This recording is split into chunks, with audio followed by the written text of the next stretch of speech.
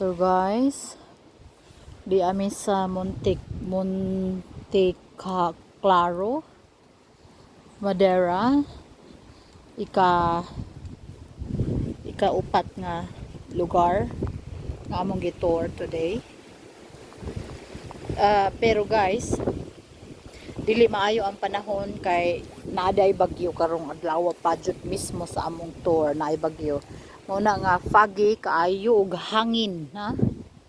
Sobra ka foggy ug hangin tungod kay naay bagyo di ay dire, wala mi kahibalo.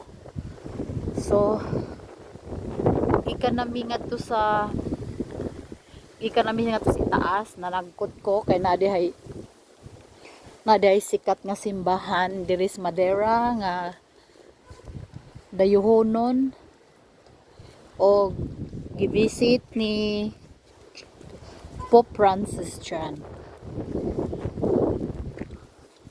So mababa nami guys, back to our car.